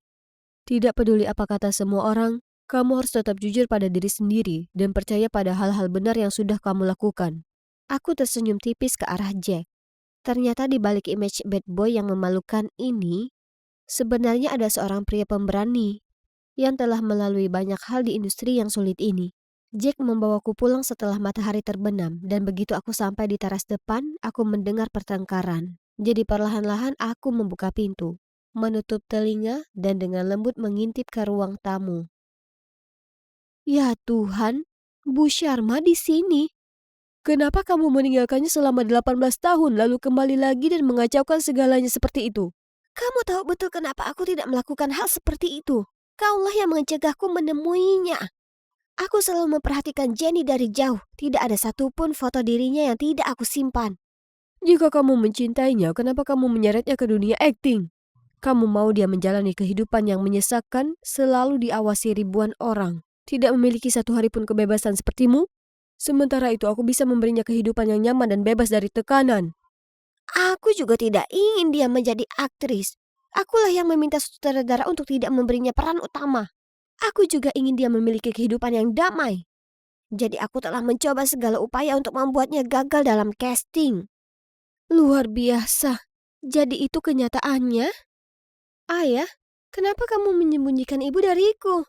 Tahukah kamu betapa menyebalkannya tidak memiliki seorang ibu? Jenny, kenapa kamu ada di sini? Hanya, dengarkan aku. Aku tidak ingin mendengar apapun. Jenny, izinkan aku menjelaskan. Bu Sharma, acting adalah hal yang paling aku suka. Kamu meninggalkanku untuk mengejar passionmu. Tapi sekarang kamu ingin melarang passionku? Konyol sekali. Kalian berdua terus mengatakan kalian melakukan yang terbaik untukku. Tapi pernahkah kalian bertanya bagaimana perasaanku? Aku benci kalian berdua. Aku berlari ke kamarku, membanting pintu, lalu menangis hingga aku tertidur. Ketika aku bangun, aku melihat banyak notifikasi di ponselku. Ternyata, Bu Sharma melakukan siaran langsung dan mempublikasikan cerita dari sisinya. Artikel itu memperlihatkan ruangan yang penuh dengan foto-fotoku dari bayi hingga dewasa. Dia berbicara tentang bagaimana ketika dia menceraikan ayahku, meskipun dia sangat mencintaiku. Dia pikir ayah akan mampu memberiku kehidupan yang lebih baik sehingga dia memberinya hak asuh penuh. Jadi, ternyata aku punya ibu seorang aktris terkenal, dan dia memang mencintaiku. Aku kira itu pasti berat bagi ibu, dan dia pasti sangat menderita juga. Melihat foto-foto masa kecilku yang disimpannya, air mataku mengalir deras. Saat itu, pembantuku bergegas masuk. Nona, selamat! Mereka memilihmu. Pelayan itu menunjukkan kepadaku layar ponsel. Di depanku ada sebuah artikel berjudul Jenny Sinclair dipilih sebagai pemeran utama wanita The Servant. Aku menggosok mataku karena tidak percaya. Ini nyata, kan? Ini nyata, Nona. Lihat, bahkan klip castingmu telah mencapai jutaan like dan komentarnya penuh dengan pujian atas metode aktingmu. Semua orang mendukungmu. Aku melompat dan memeluk pembantuku, air mata mengalir di wajahku. Akhirnya, mimpiku tercapai. Jadi, bagaimana sekarang? Seperti yang kalian lihat, aku berhasil. Ini adalah pemutaran perdana film tersebut. Aku di sini bersama ibu. Dia menemaniku di lokasi syuting dan mengajariku banyak hal. Tiba-tiba, sebuah tangan kekar melingkari pinggangku dari belakang. Itu adalah Jack. Dia selalu bersikap manis seperti itu. Kami bertiga berpose untuk foto dan menyapa penggemar kami. Media akhir-akhir ini terus mengirimku bersama Jack. Mereka bilang kami adalah kasus romansa di layar yang berubah menjadi kekasih di kehidupan nyata. Tapi, kurang tepat. Mengingat kami sudah jatuh cinta bahkan sebelum syuting dimulai. Oh, orang di sana itu, apakah itu benar-benar ayahku? Ya ampun, hari ini memang hari paling bahagia dalam hidupku. Mendapatkan dukungan ayah terhadap passionku seperti ini sangat berarti bagiku. Aku sedang dalam perjalanan untuk menjadi aktris hebat seperti ibuku. Atau, siapa tahu, mungkin lebih baik lagi.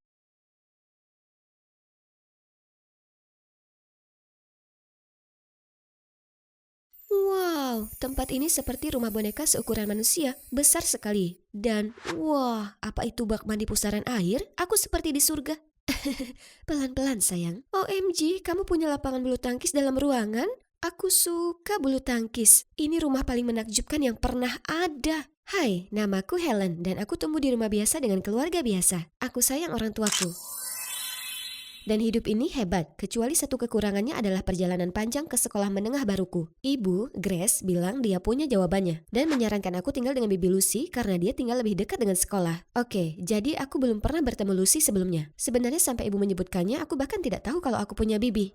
Ibu menjelaskan Bibi Lucy pindah ke Kanada untuk urusan bisnis dan baru saja kembali ke Amerika.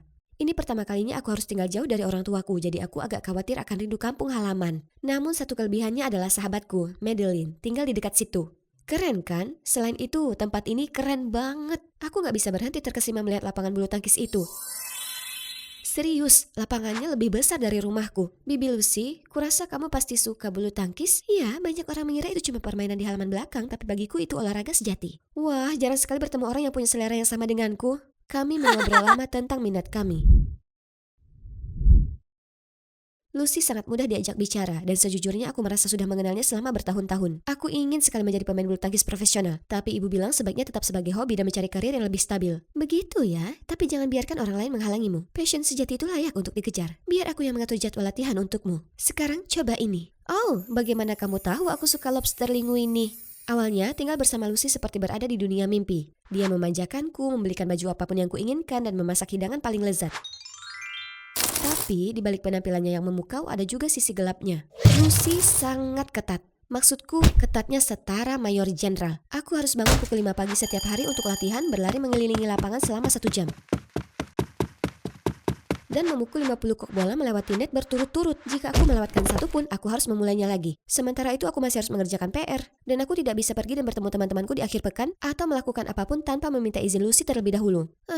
Setidaknya di sekolah aku bisa melampiaskannya pada Maddie. Aku berharap dia setuju denganku, tapi dia mengangkat bahu dan berkata, "Kurasa bibimu ingin yang terbaik untukmu. Selain itu, kemampuan bulu tangkismu sudah jauh lebih baik. Jika aku bisa tinggal di rumah mewah, makan makanan lezat dengan bibi yang begitu perhatian, aku pasti akan bertahan dengan jadwal latihan yang melelahkan itu." Ya, kurasa dia benar. Mungkin aku seharusnya lebih bersyukur. Tentu saja, saat mengetahui tentang klub bulu tangkis sekolah, aku langsung mendaftar. Aku berjalan ke lapangan sambil mengayunkan raket dan siap memamerkan kemampuanku. Ketika 2 orang ini menghampiriku. "Kembalilah ke tim pemandu sorak tempatmu seharusnya, sayang. Tinggalkan lapangan untuk yang pro." Beraninya para idiot ini menghakimiku seperti ini. Mereka bahkan belum pernah melihatku bermain. "Oh ya, aku menantangmu bermain. Lalu kita lihat siapa yang serius." "Kami adalah pemain terbaik di sekolah, asal kau tahu. Pilih satu." Tiba-tiba, seorang pria lain muncul di sebelahku dan berkata, "Kalau gitu mari main ganda." Ya ampun, dia Tyler. Pemain bulu tangkis terbaik di seluruh sekolah. Aku sudah mendengar semua tentang reputasinya dan melihat fotonya dengan trofi di buletin sekolah. Tapi aku belum pernah bertemu dengannya. Anehnya, dia bahkan lebih manis secara langsung.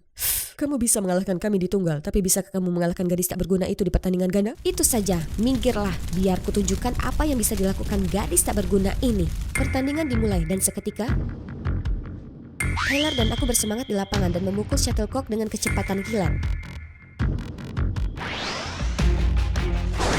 Kami menang dalam set langsung, dan para pecundang itu tampak sangat kecewa. Tyler tampak sangat terkesan, dan kemudian, "Pertandingan yang bagus, Helen. Kamu mau nongkrong lagi? Bagaimana kalau besok? Kita bisa pergi makan." Mamma mia, bagaimana aku bisa menolaknya? Tapi ketika aku memberitahu Bibi Lucy, dia tidak menerimanya dengan baik. "Cinta mungkin tampak menarik, tapi itu membuang-buang waktu dan energi yang akan menyebabkan penurunan kemampuan bulu tangkismu, nilai-nilaimu, suasana hatimu, dan semuanya. Kamu masih anak-anak untuk menghadapi jenis emosi seperti itu sekarang. Ini konyol. Aku bukan anak kecil. Aku benar-benar mampu membuat keputusan sendiri dan mengikuti perasaanku sendiri. Dia cowok baik yang menolongku." Tentu saja, semua cowok kelihatan baik pada awalnya. Mungkin jika kau memberinya kesempatan, bangunlah Helen, dan jangan sia-siakan mimpimu demi seorang pria. Tidak ada gunanya. Bibiku terlalu keras kepala untuk mendengarkan. Aku bergegas ke kamarku dengan perasaan frustrasi.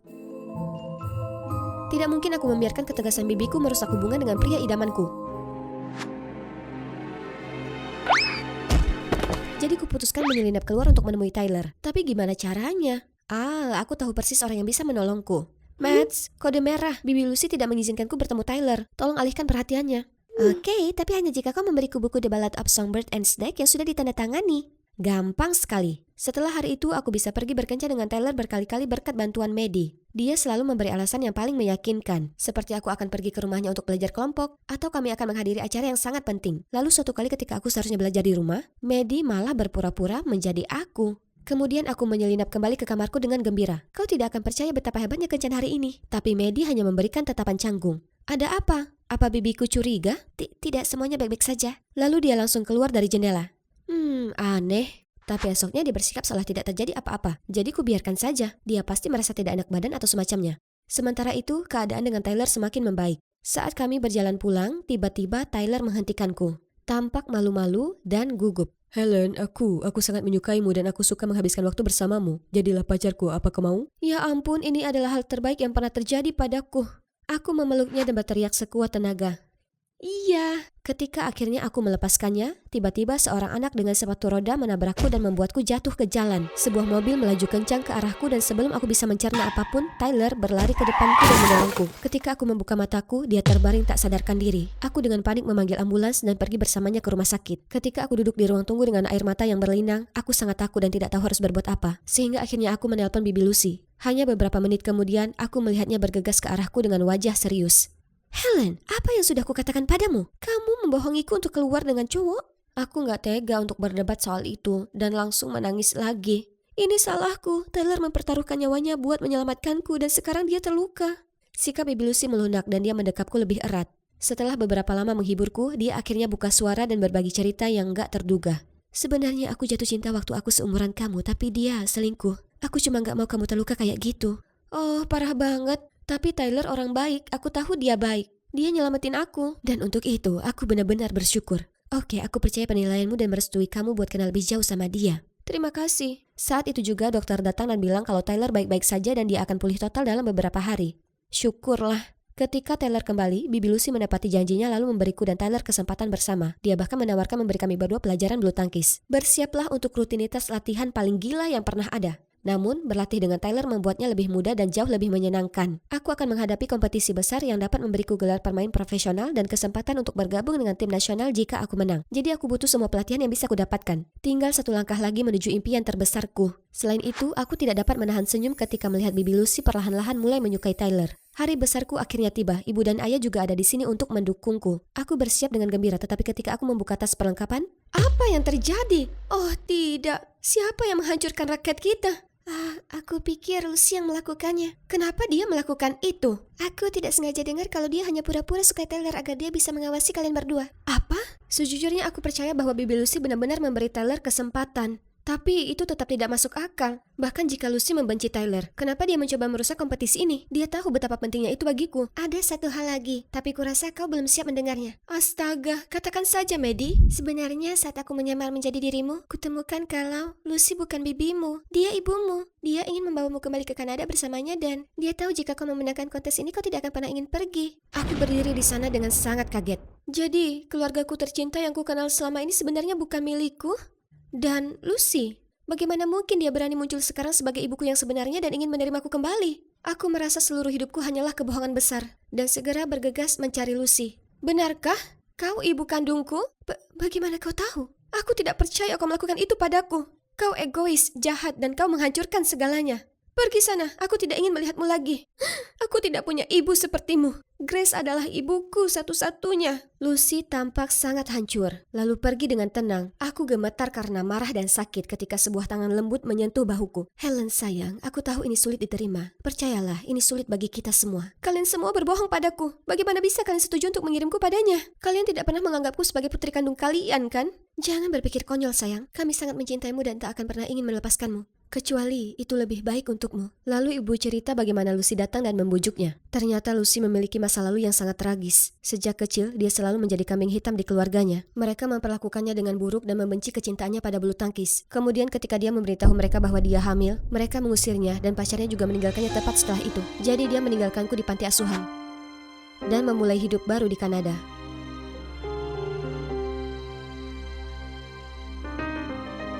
Setelah kesulitan yang tak terhitung jumlahnya, dia akhirnya menjadi sukses. Dan yang dia inginkan hanyalah berhubungan kembali denganku. Semua orang berhak dapatkan kesempatan kedua. Itu sebabnya ku biarkan kalian berdua hidup bersama. Kalau kamu bahagia akan kukatakan yang sebenarnya, agar kamu tidak terkejut. Lagi pula, dia bisa membantumu lebih dariku sekarang. Hei, kamu bahkan mewarisi semangat bulu tangkisnya. Aku tertegun sejenak. Memang benar Lucy meninggalkanku. Tapi itu karena dia tidak ingin aku menderita bersamanya. Dan aku memang menjalani hidup yang bahagia. Aku harusnya tidak kasar padanya. Tapi itu masih terlalu berat untuk dicerna. Jadi aku pulang bersama ibu. Aku mengurung diri sampai keesokan harinya. Tyler datang dan mencoba meyakinkan diriku yang murung untuk berjalan-jalan. Aku tahu itu terlalu berat, tapi menurutku kalian harus berbaikan dengan Lucy. Kenapa kamu masih di pihaknya? Dia hanya berpura-pura baik padamu. Dan dia merusak kontes hanya untuk menjauhkanku dari kehidupan yang sempurna ini. Kita bisa menemukan kesempatan kita di banyak kompetisi lain. Tapi hanya ada satu Lucy. Dia ibu kandungmu dan tidak apa-apa untuk marah padanya. Tetapi kamu tidak boleh menolaknya. Pikiranku melayang kembali ke semua momen bahagia yang kualami bersama Lucy. Obrolan menarik kami, makanan lezat yang dimasaknya, dan saat-saat bermain bulu tangkis bersama. Dia bahkan punya ruangan khusus untuk menyimpan peralatan bulu tangkis, terutama raket. Tunggu dulu, Lucy sangat menghargai raket bulu tangkis. Jika dia hanya ingin menghentikan kami berkompetisi dalam kontes, maka dia bisa menyembunyikan raket kami, atau berpura-pura mobilnya mogok. Tetapi dia tidak akan pernah menghancurkan raket seperti itu. Tai, apakah kamu ingat siapa lagi yang memegang raket kita hari itu? Aku tidak yakin. Kurasa Madeline pernah memegangnya. Jadi, mungkinkah Maddie? Tapi kenapa? Dia tidak punya alasan untuk melakukan itu. Dia sahabatku dan selalu mendukungku untuk bermain bulu tangkis. Aku menyerbu ke rumah Maddie, tetapi dia bertengkar dengan ayahnya di depan pintu. Dasar bajingan tak berguna dan menyedihkan. Pergilah, aku tak peduli. Maddie berlari sambil menangis dan aku mengikutinya ke sebuah gang. Melihatnya seperti itu membuat sebagian kemarahanku padanya memudar. Hei, apa yang terjadi? Maddie kelihatan kaget melihatku. Awalnya dia mencoba menghindari beberapa pertanyaanku, tapi karena tidak tahu harus sembunyi kemana, akhirnya dia mengaku. Ibuku meninggalkanku pada ayah pecandu alkohol yang tidak melakukan apapun selain membentakku. Kau punya 2 ibu yang mencintaimu, dan aku bahkan tak punya satu pun. Aku marah pada Lucy, karena bagiku semua ibu yang menyerahkan anak mereka tidak berperasaan dan tidak pantas dimaafkan. Dia bahkan ingin membawamu ke Kanada. Aku tidak bisa kehilanganmu juga. Rasa takut dan cemburu menguasai diriku, jadi aku menghentikan semua kegaduhanmu lalu menyalahkan Lucy. Aku sangat menyesal. Ini kedengarannya sulit, tapi kau seharusnya tidak melakukannya. Aku selalu di sini untuk mendengarkanmu dan tidak akan pernah pindah kemanapun. Kau terjebak denganku.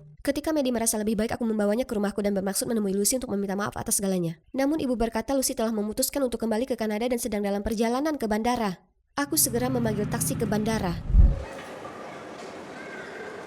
lalu berlari melewati pintu keberangkatan dengan putus asa mencoba mencari Lucy. Aku mulai berpikir aku sudah terlambat ketika tiba-tiba aku melihatnya hendak berjalan menuju keamanan. Bibi Lucy!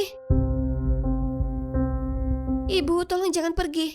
Aku kira kamu tidak menginginkanku. Tidak, aku hanya bingung dan marah dan maaf karena telah menyakitimu. Kami akhirnya menyelesaikan masalah dan sepakat untuk saling memberi kesempatan untuk memulai hidup baru. Jadi, apa yang terjadi selanjutnya? Lucy memutuskan memperluas bisnisnya ke Amerika sehingga dia bisa tinggal di sini bersamaku. Orang tua angkatku yang luar biasa menerima Maddie setelah membantunya menjauh dari ayahnya yang jahat. Jadi sekarang aku punya 2 ibu yang luar biasa, seorang saudara perempuan yang luar biasa dan, iya, kau tahu itu, seorang pacar yang sangat imut dan perhatian.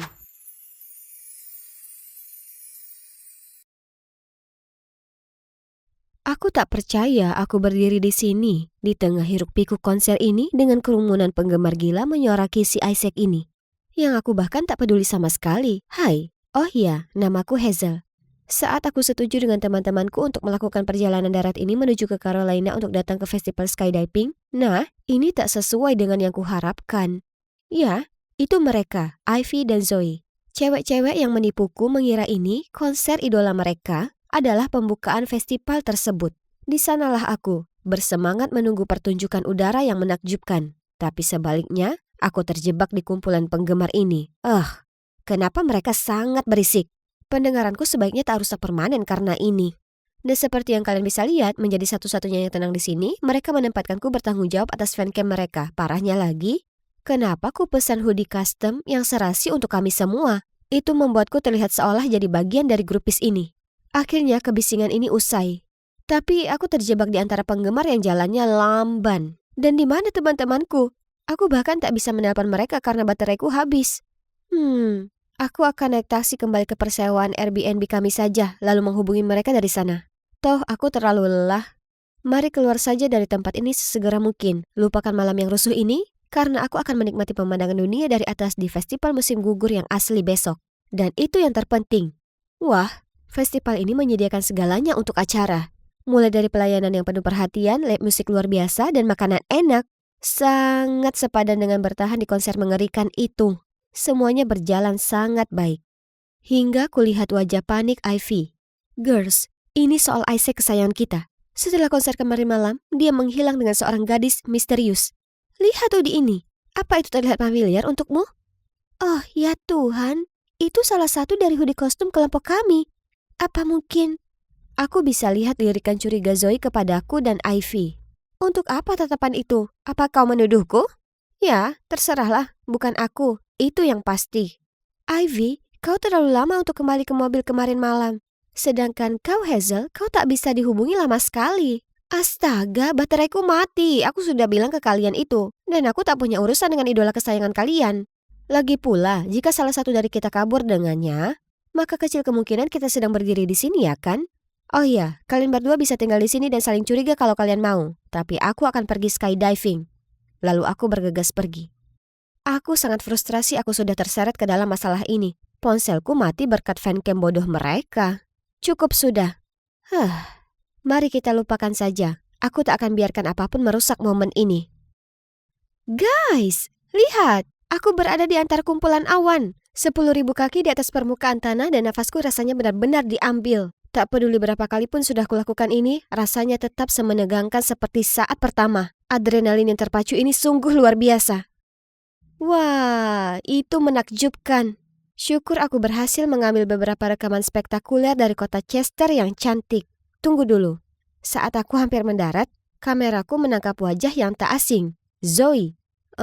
Bukankah dia seharusnya bersiap terbang? Jadi kenapa dia ngobrol dengan seseorang di parkiran? Sungguh aneh. Melihat lebih dekat, pria asing itu adalah Isaac, penyanyi yang menghilang itu. Aku tak salah lihat kan? Aku langsung menelpon Ivy dan kami segera lari ke parkiran. Kena kau. Kau sebaiknya punya alasan bagus untuk ini. Isaac, apa ini sungguhan? Jadi, kaulah yang melarikan diri dengannya kemarin malam? Zoe tak bisa berkata-kata saat itu dan terus menghindari kontak mata dengan kami.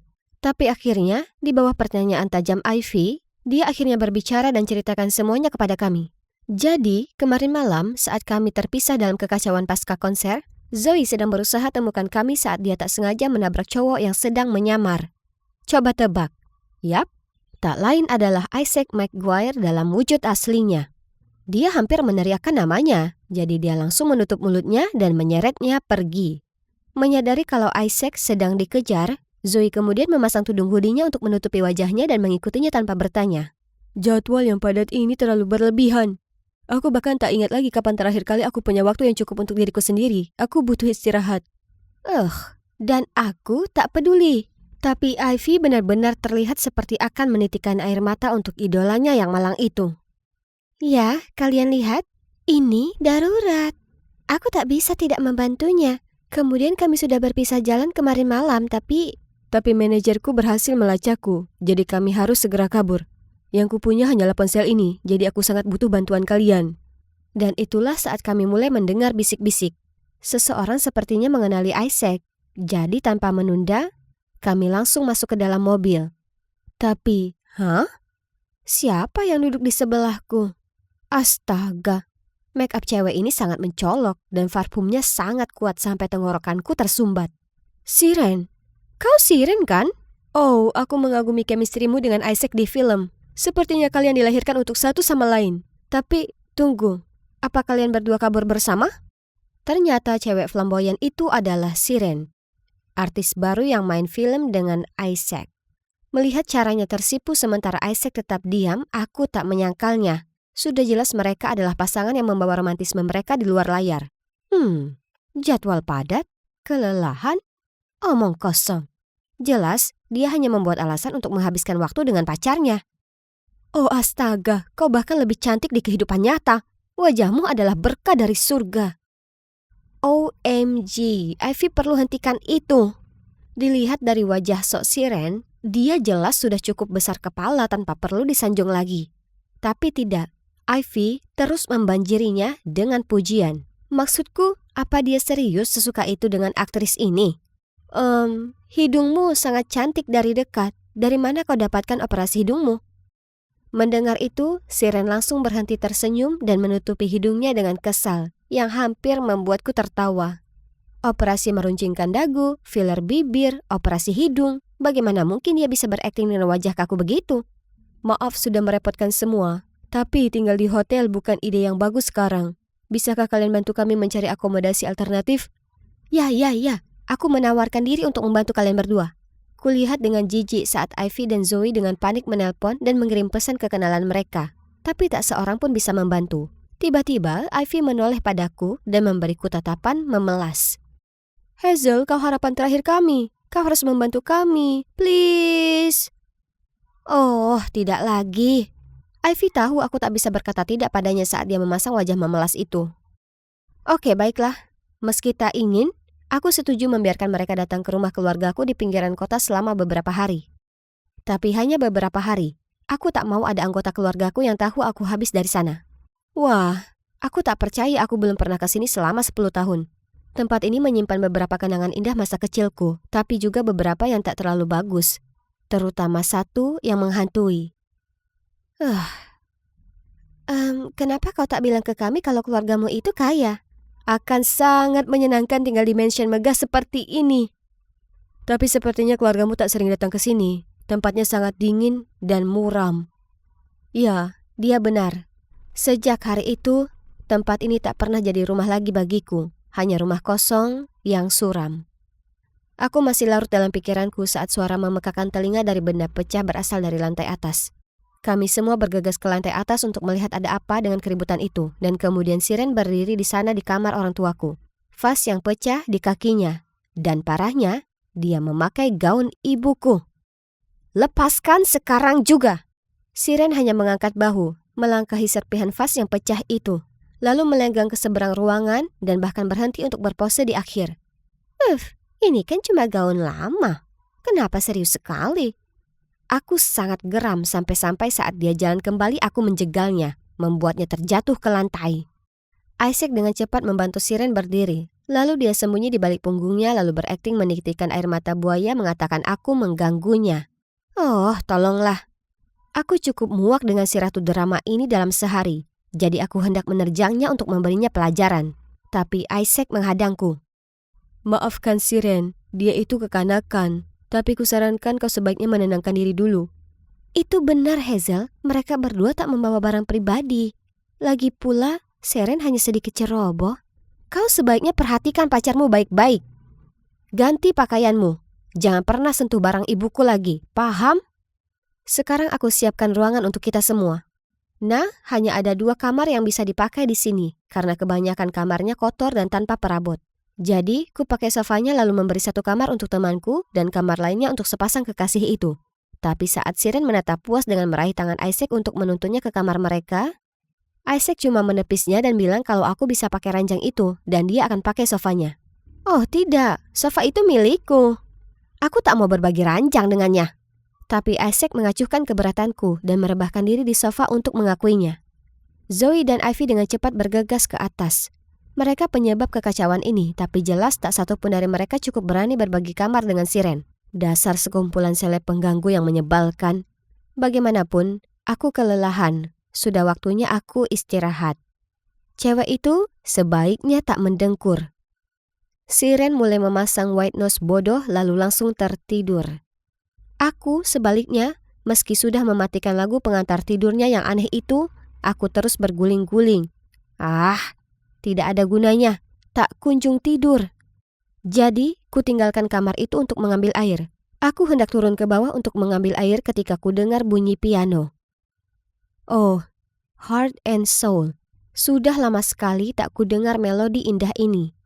Musik itu mengantarku ke sebuah ruangan di mana mulai terlihat siluet laki-laki dengan penuh gairah memainkan piano. Oh, kenangan. Tak ada yang lebih kusukai daripada duduk di samping ayahku dan mainkan lagu-lagu gembira dengannya. Tapi kemudian semua hancur berantakan dan belum kusentuh piano sejak itu. Ya, hingga hari ini, aku duduk di sampingnya dan membiarkan jemariku meluncur di atas tuts.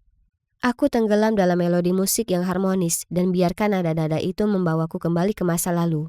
Hingga sebuah jeritan menyadarkanku. Apa yang kalian berdua sedang lakukan?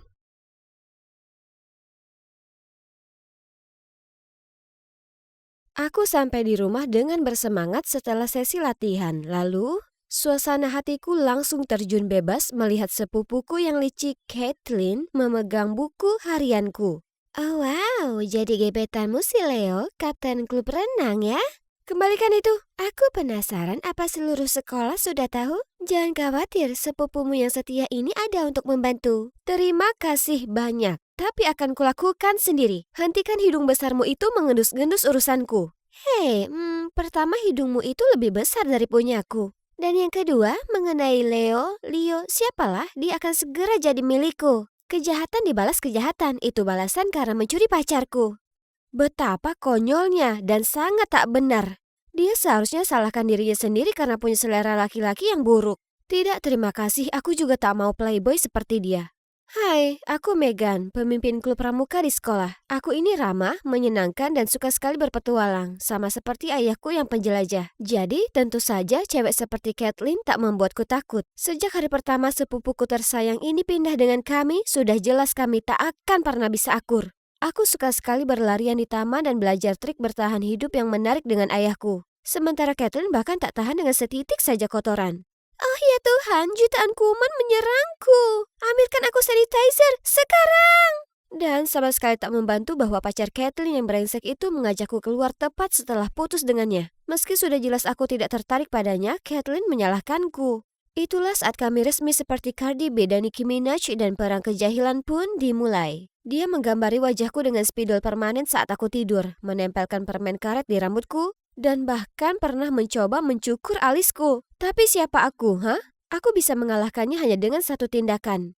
Tapi sekarang taruhan sudah dinaikkan. Dia mengincar Leo. Jadi aku harus ungkapkan perasaanku padanya secepatnya sebelum Kathleen menyela dan mengacaukannya. Kesempatan sempurna adalah karya wisata sekolah yang akan datang untuk para murid berprestasi, yang Kathleen pastinya tak bisa ikut. Dan akan ada banyak kesempatan bagiku membuat Leo terkesan. Tapi ada masalah kecil. Itu dekat sungai. Ya ampun, membayangkannya saja membuatku mau ngompol.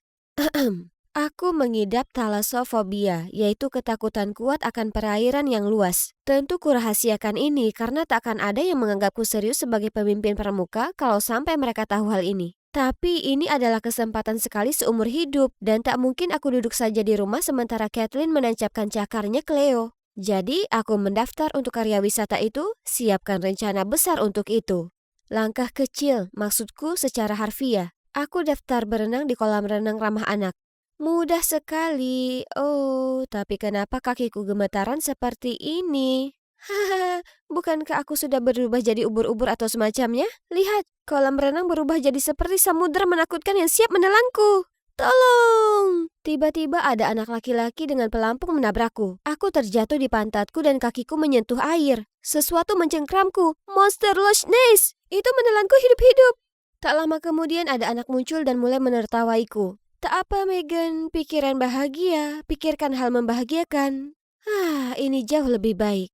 Tapi kemudian kurasakan cipratan air di mana-mana. Ku coba menjauhinya tapi akhirnya terjungkal dan jatuh ke dalam air.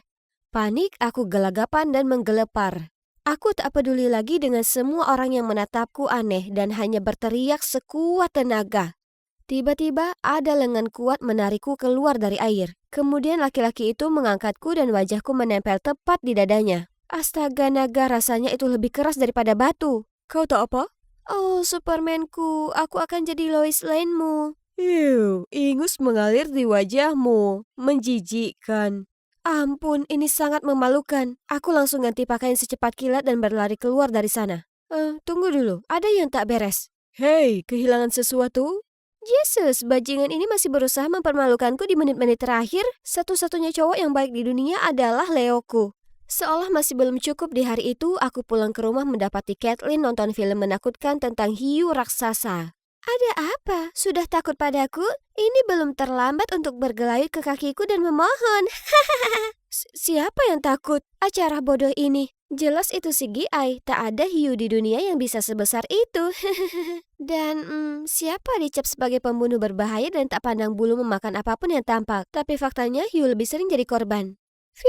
Aktingku tak begitu payah, ya kan? Akhirnya daftar peserta perjalanan wisata diumumkan. Tentu saja namaku ada di sana. Dan Leo juga. Tapi tunggu, kenapa ada Kathleen di sini? Dia selalu sibuk dengan cowok-cowok, bukannya belajar, dan bahkan tak hafal tabel perkalian. Apa? Tak bisa menerima kenyataan kalau aku juga jenius? Asal kau tahu, aku sangat cepat dalam matematika. Sungguh, jadi berapa 356 ditambah 445? Mudah, 2, 3, 4. Hah? Itu bahkan tak mendekati. Tapi itu cepat, sampai ketemu di perjalanan, aku akan mengawasimu, Dik. Hari itu akhirnya tiba dan pemandu wisata kami Mike adalah pramuka terbaik di negara bagian ini. Tapi tunggu dulu, kenapa cowok ini tampak tak asing? Oh tidak, itu cowok yang menyelamatkanku di kolam renang. Takut dia akan mengungkapku, aku tak tahu harus berbuat apa kecuali memberinya senyuman bodoh. Tapi yang mengejutkanku, dia sepertinya tak ingat aku sama sekali. Kemudian dia memintaku untuk mendemonstrasikan aktivitas pertama dengannya, panjat tebing vertikal. Ini waktunya untuk bersinar, mata tertuju padaku, Leo. Duh, cowok ini memanjat seperti monyet. Tapi jangan harap ku terima kekalahan. Aku sedang menikmati kemenangan saat Caitlin mendekatiku. Semua orang tahu kalau kekuatan otot itu hanya untuk menutupi otak yang kecil. Ya, teriakan hebat, Megan. Gunakan semua energimu dalam sekali jalan hanya untuk pamer. Bukankah mereka mirip sekali? Biarlah. Leo memperhatikanku. Matanya sangat menawan. Itu bahkan lebih kuat daripada 10 kaleng Monster Drink. Berburu di alam, jembatan monyet, tali Tarzan, semua tantangan ini tak membuatku berkeringat. Dan Leo bahkan datang memujiku. Itu luar biasa, Megan. Bagaimana bisa kau melakukannya? Oh, Leo, aku hanya makan sebuah apel untuk sarapan. Jadi sekarang aku mengalami hipoglikemia atau semacamnya. Aku sangat pusing. Astaga, sepupuku sayang ini seharusnya mendapat nominasi Oscar untuk akting pura-puranya. Ku berikan senyuman termanis dan membantunya. Kebetulan saat Leo tak melihat, aku menyandungnya dan dia jatuh tersungkur ke dalam genangan lumpur. Leo berusaha membersihkannya tapi akhirnya malah mengubahnya jadi monyet. Kemudian Mike lewat dan berkata, "Wow, lapisan makeup ini menjadikan semakin bagus." Lidahnya yang pedas seakan tak menyisakan apapun. Di sore hari, kugunakan waktu luangku untuk berkeliling dan melihat burung yang cantik. Aku penasaran apa itu. Itu manakin bertopi merah, sangat populer di hutan Amerika Tengah. Wow, pengetahuan yang bagus. Terima kasih sudah memberitahuku tanpa ditanya. Mereka punya tarian khas untuk membuat pasangan mereka terkesan, tahu tidak? Moonwalk yang menyanyi tarian Michael Jackson. Tunggu, apa? Kenapa aku tertawa keras? Dia mungkin lucu tapi masih saja brengsek. Aktivitas lain di hari itu adalah menggunakan batu untuk menyalakan api, dan aku dipasangkan dengan Leo. Terima kasih semesta. Aku mendekat ke arahnya dan menawarinya permen. Dengan senang hati dia menerimanya, tapi kemudian tiba-tiba memerah dan mulai tersedak. Aku langsung beraksi dan memukul punggungnya dengan keras, membuat permen mini itu terbang keluar. Leo langsung mengambil tanganku. Malaikat pelindungku, kemana saja kau selama hidupku? Oh ya, maukah kau ikut aku jalan-jalan nanti? Ada sesuatu yang ingin ku katakan. Ya, maksudku tentu. Mau kemana? Tepi sungai, romantis kan? Hahaha, sungai, aku akan mati di sana. Tapi memangnya kenapa? Ini kesempatanku. Jika aku mati, aku akan mati dengan predikat sebagai pacar Leo. Sangat pantas. Aku tiba mendapati Leo sudah menunggu. Kulitnya berkilau di bawah sinar mentari yang terbenam. Dia seperti Edward Cullen milikku sendiri. Tapi itu tak membuatku takut sama sekali. Oh, kau sudah di sini. Kau tampak pucat. Apa kau sakit? Oh, tidak. Aku baik-baik saja. Bagus. Ayo kita naik perahu dan menikmati pemandangan. Kututup mata rapat-rapat dan mencengkram tangan Leo. Kemudian Leo terus saja bicara, tapi aku tak bisa dengar apapun hingga, Megan, aku mengagumimu sudah sejak lama. Maukah kau menjadi pacarku? Aku berubah seperti tomat matang, tapi berhasil menyerukan, Aku mau. Kena kau. Astaga, kenapa Caitlin di sini? Aku masih terkejut saat Leo melompat keluar dari perahu dan memberi Caitlin tos. Kemudian mereka, kejutan. Kau tahu sekarang rasanya kalau cowok idamanmu dicuri. Tidak. Kumohon, aku tak tahan ini. Airnya membuatku takut.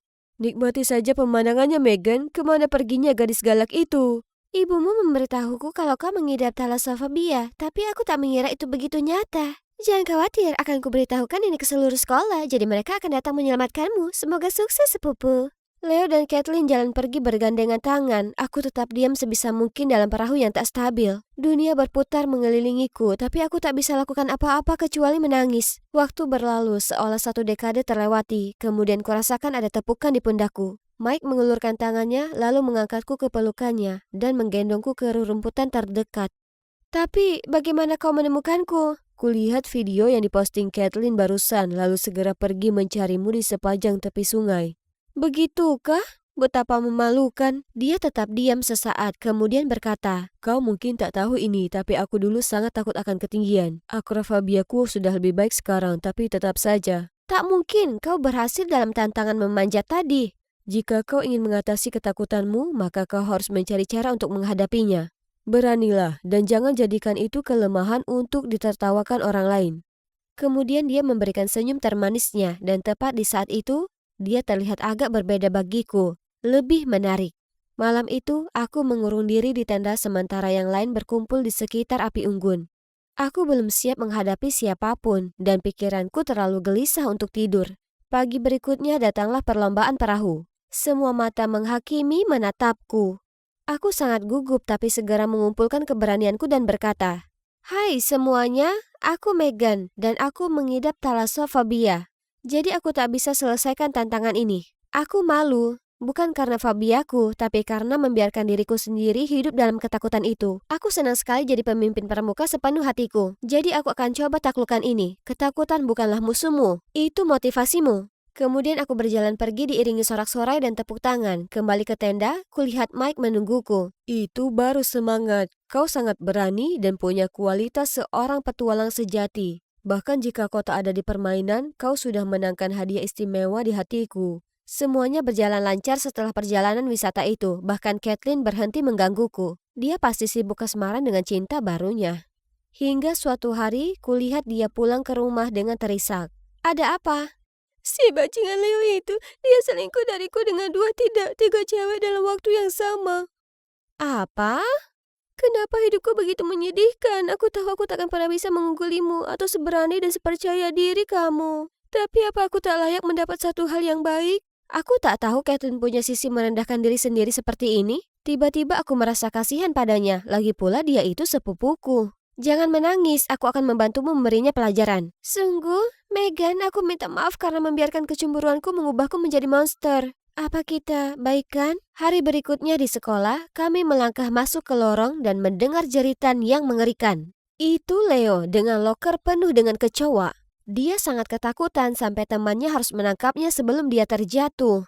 "Oh, Leo, aku baru pemanasan." Kukumpulkan teman sekelasku dan tunjukkan ke mereka hadiah istimewa yang sudah kusiapkan untuknya. "Halo semuanya. Kali ini namai kecoa dengan nama mantanmu. Di sini ada laki-laki bernama Leo Whittemore. Selamat Hari Valentine semuanya." Semua orang tertawa terbahak-bahak dan Leo sungguhan pingsan. Dan sekarang dia dikenal dengan Leo si kecoa. Sebenarnya ini semua adalah ide Mike. Jadi kita bisa membalas Leo dan menyumbang dana tangisi kecoa untukku untuk satwa liar. Dan kembali padaku, untuk perbaiki keadaan, kuputuskan kembali ke tempatku memulai. Aku sadar tak ada satupun yang mustahil jika kau percayai dirimu sendiri. Dan saat kau punya teman sempurna untuk memberi dorongan lembut yang kau butuhkan.